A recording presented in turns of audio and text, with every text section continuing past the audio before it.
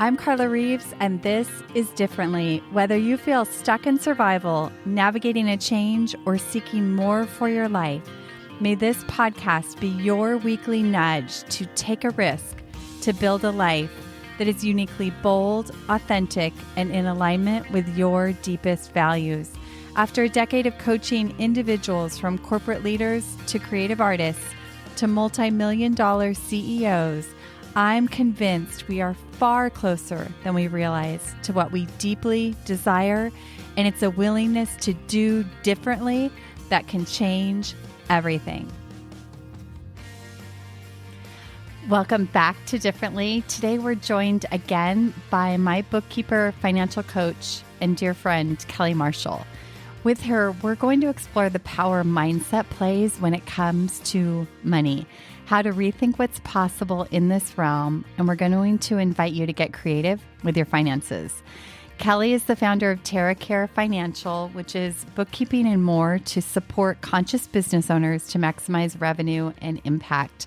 She has an amazing ability to take the linear, complicated, emotional topic of money and blend it in a way that empowers, uplifts, and brings creativity into the conversation, where you can't help but feel newly energized or excited by a topic that may have typically been a drag. So today's episode is an invitation to explore the power of mindset when it comes to money.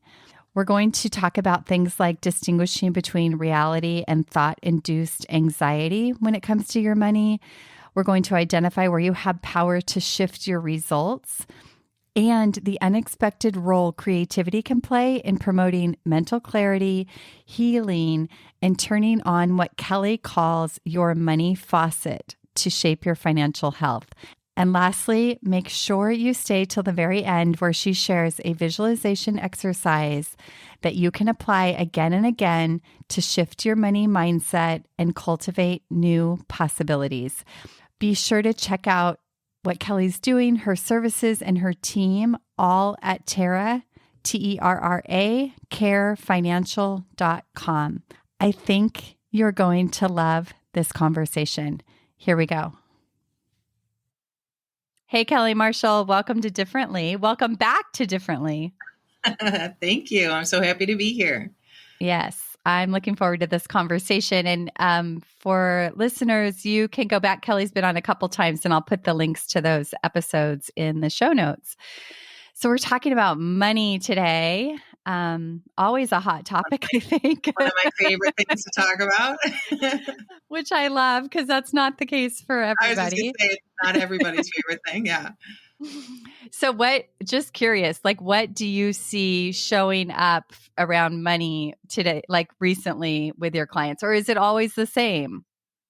Well, it's always the same. I would say there were some times last year, maybe around this time of year, and I'm seeing it again this year, where there's a little uncertainty happening, where people are reacting to news or, this is an interesting year this year in general in the United States. And so there's some uncertainty and some fear, and it shows up in our money. It shows up in how, I think more often I see it in how people, from a business owner perspective, it's more often in how they're thinking about people buying from them than it is in their actual spending habits. I see it more in their anticipation of how a launch will go or how sales will go.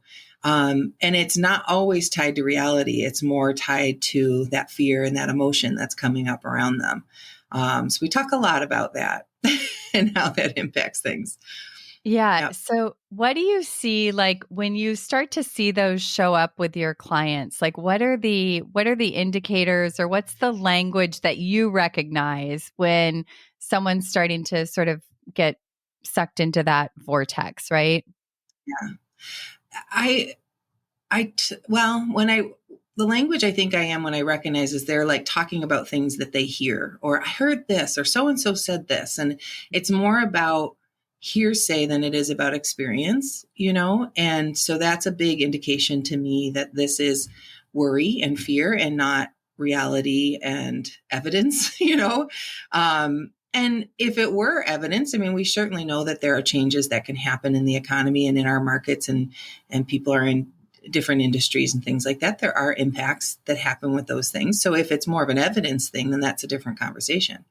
But if it's still just showing up in the things you're hearing, then I want to get in touch with what's real, or how your thoughts are impacting that, or how those fears might show up then again in your thoughts and how you're acting. And so we work through those and get back in touch with more beneficial thoughts. We'll reword those and rewrite those thoughts and beliefs so that we're acting from where we want to act from, not from fear that came up because the news was on in the background last night.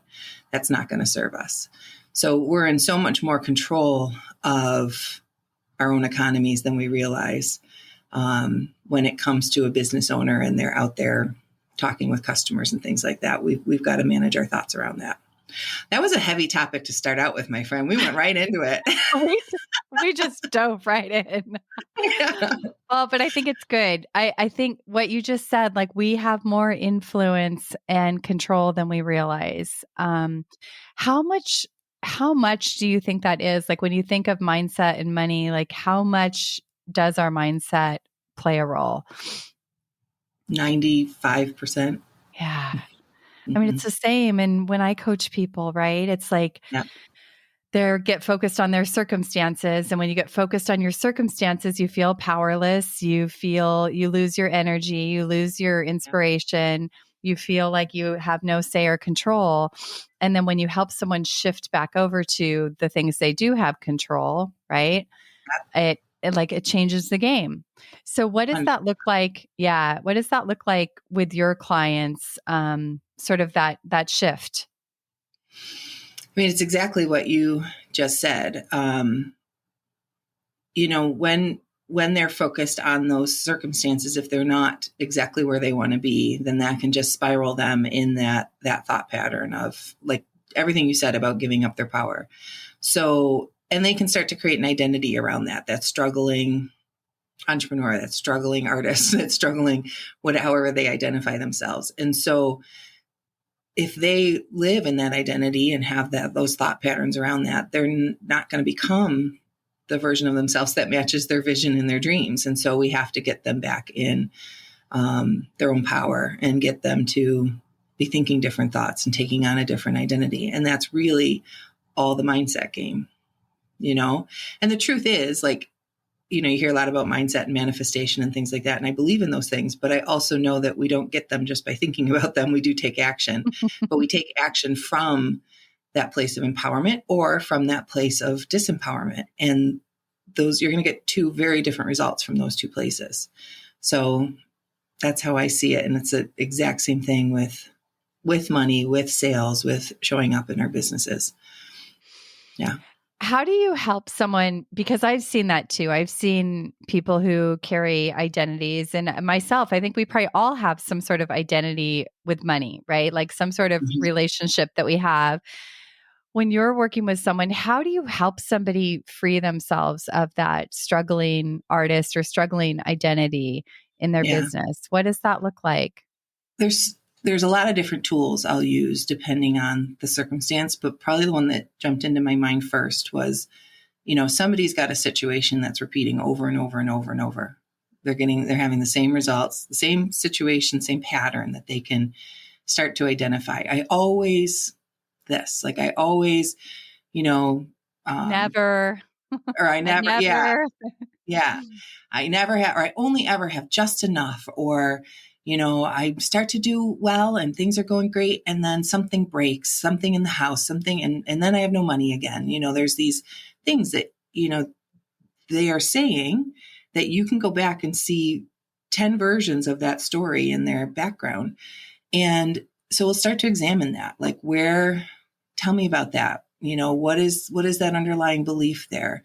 We might even look back to see where's a situation from, this is going to get real deep, but where's a situation from your childhood experience where maybe that became a learned agreement you made back in the day. Like, it happens a lot with women where, they may have had their mother might have been in a situation where she was taken care of by their father, or disempowered about, I know this is a very specific, but it's the one that popped in my mind.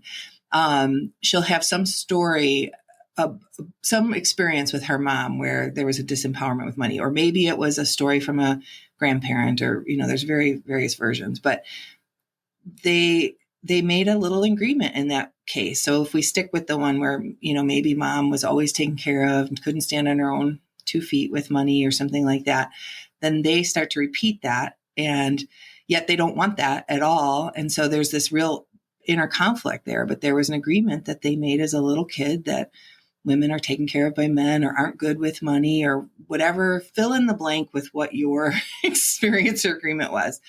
So we really go back and try to work on that. And this sounds like therapy, but it's really just a decision. And then, affirming that decision to yourself every day to rewire your thoughts around it. We just break that agreement, and we forgive ourselves for making that agreement back when we were little kids. That agreement served us at that time. It no longer serves us. We release that, and we start to reaffirm a new belief around that, a new agreement. And that comes from, journaling, power statements, affirmations, those types of things that might sound like woo-woo, but in reality, we're rewiring our brain to take different action on that, to make different decisions, to have a new agreement. And that's where it all starts. Because if we keep wanting to do something different, we keep saying, today I'm going to approach this differently, and then we end up in the same situation again. We didn't go deep enough to rewire the thought. We just tried to rely on our willpower to get through it. And willpower isn't always sustainable. We have to really kind of go back to the root, pull out that weed or whatever, and plant a new thought, plant a new seed, and move forward from there. And it doesn't just happen once. We have to keep taking care of that, nurturing it, and getting that new thought, belief, affirmation to grow. It's a practice for sure. Yeah. But it's so true. You think about, like, in those situations, we feel powerless, right? But when you think about it, our mind has so much incredible power. And if we continue to affirm those thoughts, we literally sort of create this self-fulfilling prophecy of not having enough. That's so much power. And so if you can leverage that, like you're teaching people and I'm teaching people, leverage that, like your thinking is something you always have control over. And if you can start to just turn the ship on your thinking just ever so slightly, it starts to change your results in a really powerful way. 100%. So as entrepreneurs, how can we, kind of given the context of what we're talking about, how can we begin to be more creative in the way that we think about money? How can we be more creative in the way that we approach and manage our money, and handle it, and like just really be good stewards of it, right? In our businesses and beyond that. Mm-hmm. It's funny, when we discussed having this session, one of our goals is to talk about creativity and ways to do something different. And my brain, I've started to add so much creativity back into my life. So I'm going to take this a little different way, and then I'll go back to your direct question. But that's good. That makes me so happy that you're doing that. That I'm handling the question creatively. So I'm an accountant, a bookkeeper. That's my schooling. That's my background. That's what I did in corporate for years. And it's a very linear world, and it's very black and white, linear. The answers are right or wrong. There's maybe a little gray area with some tax questions and things, but it's a black and white world, linear world. And that can cause a lot of limitations in our thinking. It can result in a lot of stagnation, I would even say, in our bodies and in our brains and in our work. And it's not very healing at all times. There's something I like about my linear work. There's times where that's exactly the thing I need. It feels good in my brain. It's like it's scratching an itch in my brain. But more often than not, I'm craving the creative side because I don't have that a lot. And I think there's a lot of careers where people would say that, like on a daily basis, they don't have a lot of opportunity for real creativity, which might be even just coloring a book. Like you think back to like as a childhood, like kids could color for hours and hours and hours. And So as an adult, I would have these moments where I would get creative, and then kind of as time allowed, it was more like an afterthought. I would go take a class or I'd go do a little thing. And as an entrepreneur, my need for that has really increased. And now it's gotten to where like it's such a thing for me. It's such an important part of my life that it's starting to bleed into my work. And now I'm starting to use that as a tool for people, as a way to share an opportunity to have a different thought. And the thing is, when we're working on this kind of thing, like I could say to you, what's a belief? We could talk about a belief that's not serving you, like, money is the root of all evil, or it's really hard to make money. And then we could try to think through a way to rewire that. And you're going to get a surface answer that, especially that first one off the bat, you're going to get a surface answer. It's going to be the thing you're supposed to say, and that's not necessarily going to serve. But if we can find a way to get you to look at it in a creative way, and you can see that, you can understand more. And I'll give an example from the story I just told, that I had no intention of setting this up in that way. You can have more of a perception of what we're talking about. And therefore that thought can come from a different pattern. You're in a creative place, even if you're just giving yourself some time to color something, or let's say I set up an exercise and there are things on a page to color, and then there's things to fill out. By accessing that part of your brain, that like coloring things in and then going and answering the question, you have access to a whole different part of your brain that you weren't activating before you started doing that coloring.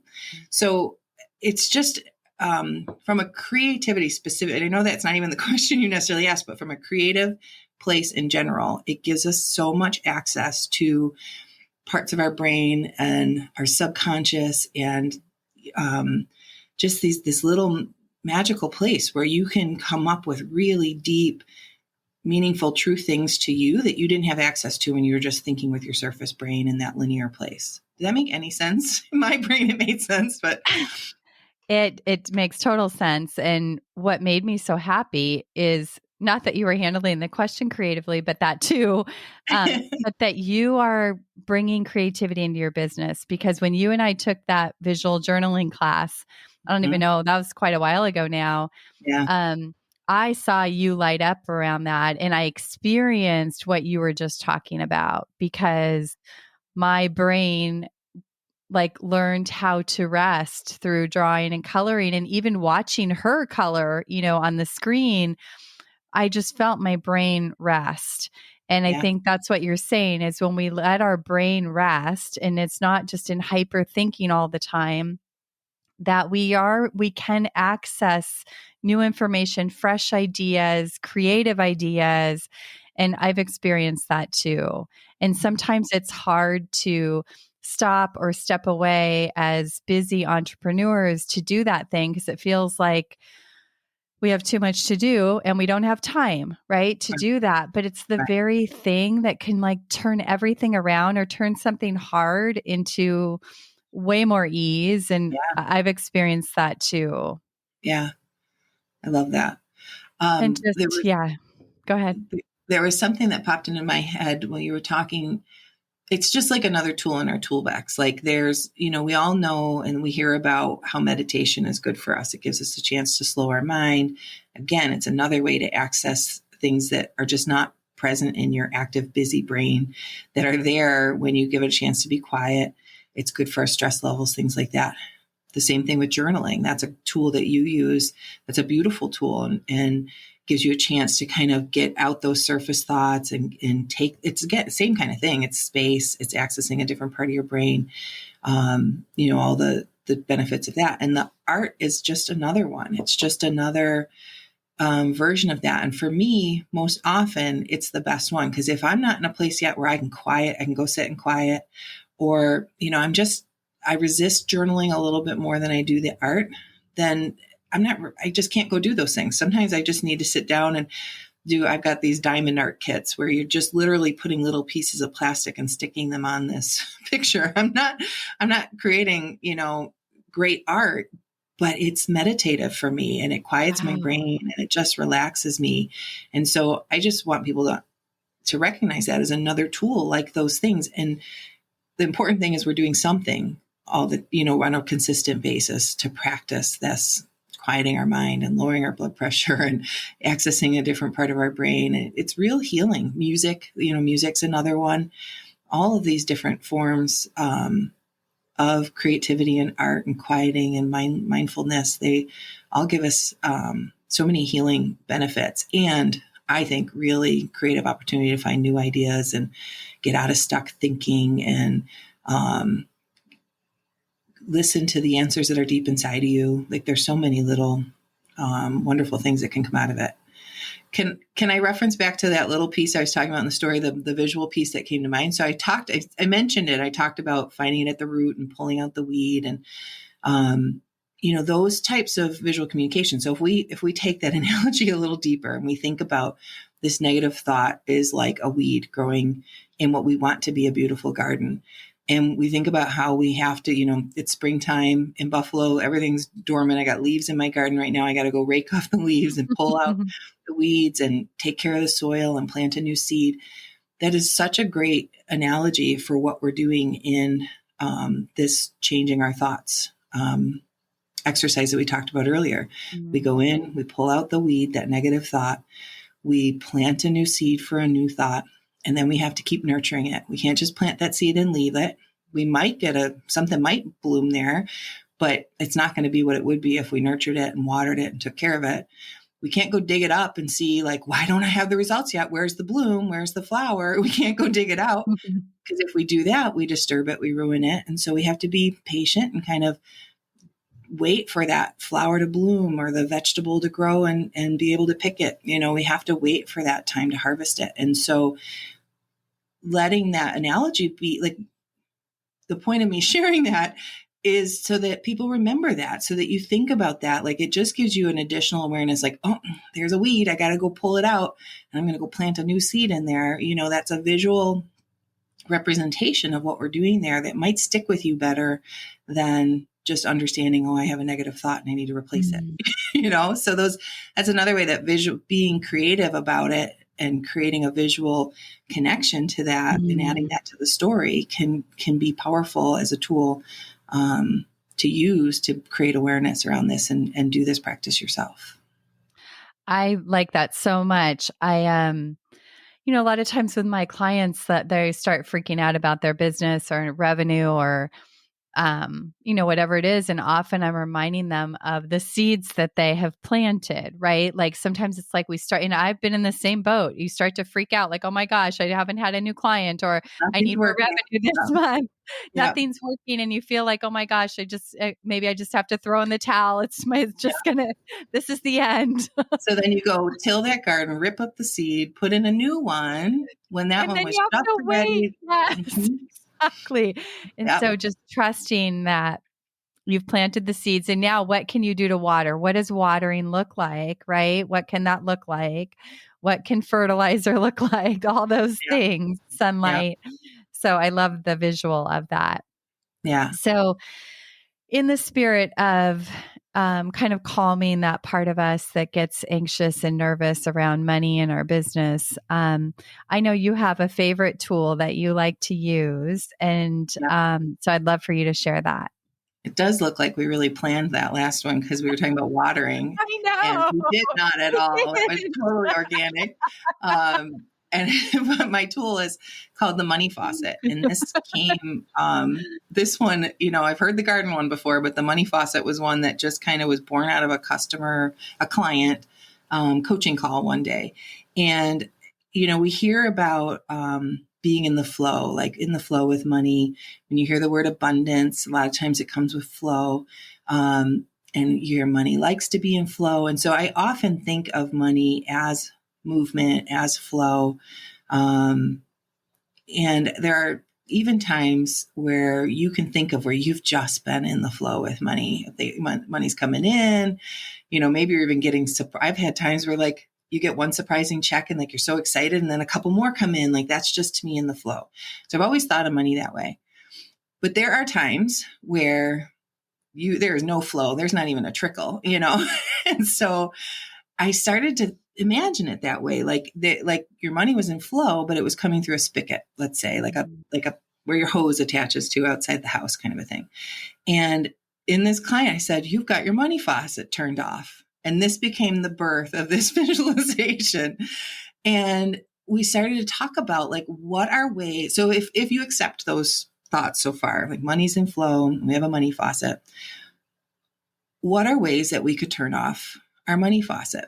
We talked about that digging up the seed and kind of redoing something new, like not giving it enough time to blossom and bloom and those kinds of things.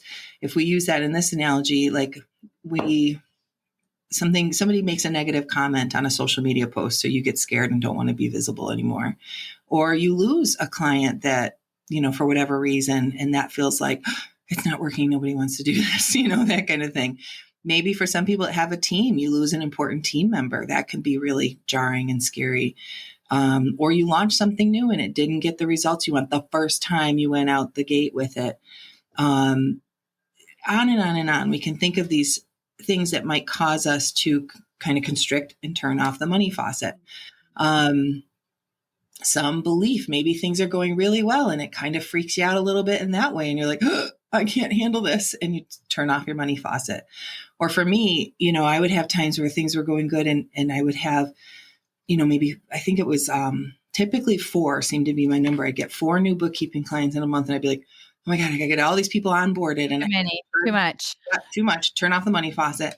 And was literally that dramatic for me, where I'd be like, I'm in flow, I'm calling in the clients, I'm doing the work, they come in, and then it would freak me out because I'd be busy and I'd turn off the money faucet. And then to get that going again when I was ready for it, and I'd go look and expect the faucet to be on and it's not on, I'd have to turn it back on and go out and start over. And so you can probably come up with ways, somebody was to sit down. I used to do this. I haven't done it in a little bit. We're going to bring back the money faucet, but where we would literally draw the money like a little spigot on a piece of paper, get in that creative place, allow yourself and it doesn't have to look good, and it can be on pen with a lined piece of paper. Yeah, you do not need to draw one, and I'm like, this looks terrible. That's perfect. Perfect. It does not. None of this has to look good, but just that act of drawing that out accesses a different part of your brain. Put a little spigot on it. Maybe draw some little arrows if that feels good. So, but don't put any water running out of it. And go right on one side of the page all the ways that you could turn off your money faucet. So do any come to mind for you, Carla, that I didn't say? Gosh, yeah, I think thinking back to when I was, had my boys were younger, it's like if there was anything around motherhood or I wasn't going to be available, or like I always I thought of it as having my foot over the gas or the brake pedal, but it was the same thing. Like, nope, I need to make sure I'm available as a mom and I don't want to get too busy. And so totally would turn it off. Yeah, you just reminded me too. I've seen it where people are like, well, it's not working, so I'm going to go build my website and I'm going to go do this thing and I'm going to go do this. None of that turning their money faucet on. It was all stuff that turn that off. I'm not available for business. And they went and got busy doing those things instead of having that money faucet turned on. Yeah. Or even like, like having there have been times in my life where it's like, I have so much to be grateful for. Like, how could I want more? Like feeling like guilt or shame around money. That's right. a big one. Yeah. Who am I to fill in the blank, whatever comes up? Yeah. Okay. I love that. So then just like you could come up with that list of things on that side, what could be some things that can turn on the money faucet?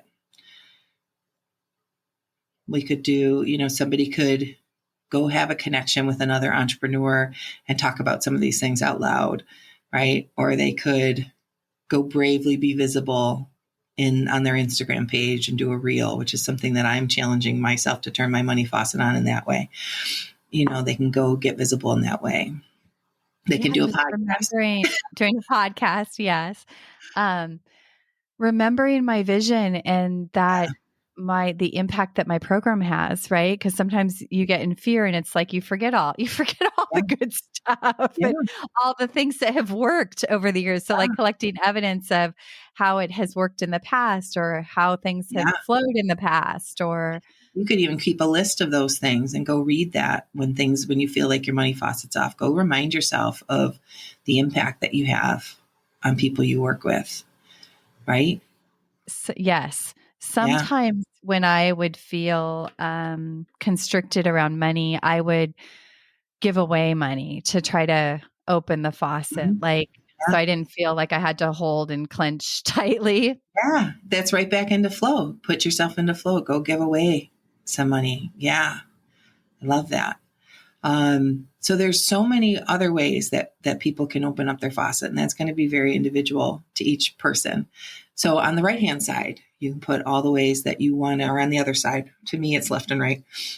Put all the ways that you can turn your money faucet back on. Well, and And it's even the all, benefits, like get into why you want to, put some of that on there. That's a great reminder too. This I isn't love just about you and your individual goals. It's so much more. And it's not even, well, if we get down to it, it's not really about the money at all, is it? But it's about what money can provide for us and crazy. help us provide for others. And so go deep into that stuff. And that's the stuff too, like by coloring in the faucet or drawing it out or, doing little doodles, like that gives your brain access to like, oh, whoa, this isn't even about this. This is about, time with my kids and freedom and experiences and opportunities and options and ways I can help people. And, you can really get into the good stuff. Then you're ready to turn that on full blast, right? Yeah. Yes. My brain is just going. And I'm also thinking how energetically we close off all kinds of things in our life, right? Not just money, but love or time, right? Time can be a whole nother one. Yeah. But I guess on the right side where we're talking about now, it's like receiving, right? That's something that I've had to work on in my life, that Mhm. for a long time around money, I was playing like a gatekeeper. Like I could allow this stuff in, but oh no, that's too much. That's too much of a gift. I can't accept that. And Yeah. so really had to work on just energetically opening myself up to be able to receive more good, more flow in my life. Yeah. Yeah. And that there probably was a little agreement from when you were a little girl that it was not okay to be like that, or you might look greedy, or you might, that's too much, or you're shining too bright and you're gonna, all those little things. Your story would be individual, but there's one or a few of those that would have been a part of that. So it was an opportunity to pull that weed and plant a new seed and then water it. Yeah. For sure. Yeah. 100%. This is so great. I know listeners are going to love this. Is there anything else before we wrap? Kelly, we might actually wrap this. On time. Yeah. I would just say, just play with it. You don't have to believe, everything I said. You don't have to make it a big deal. You could go print out, a kid's coloring page. You could go grab an old coloring book and do that. You could just find a way that gives your brain some space and try it out and see if it's a tool for you that you want to use instead of some of the other ones. And make time for it. It is always worth the time. It's like a gift to yourself that will create access to brand new big ideas and things like that you're not accessing otherwise. So it might feel like a waste on a busy day. I promise you'll get a gift out of it. So give it a shot. Yes, from where we started to where we are now, I feel the spaciousness just in this conversation. Yeah. And Kelly, this would be a really fun workshop. So we're going to continue that conversation, but maybe we'll be inviting you soon to join us to actually do this live. That would be really fun. Again, art and journaling combo workshop. That'll be good stuff. Yes. Kelly, thank you so much for your time and sharing your wisdom. And I love this creativity and money combo. It makes it a lot more fun. Aw, thank you. Yeah, me too. I agree. Have an amazing, abundant day, everybody. Hey, thanks for tuning into this episode of Differently. I hope it stirred your thinking, and I invite you to take one inspired action from something that stood out to you. If you want to hear more conversations like this, Be sure to hit follow on your favorite podcast app. And if this episode could impact someone you know, please help us spread the word and pass it along. Remember, new episodes drop weekly. See you next week.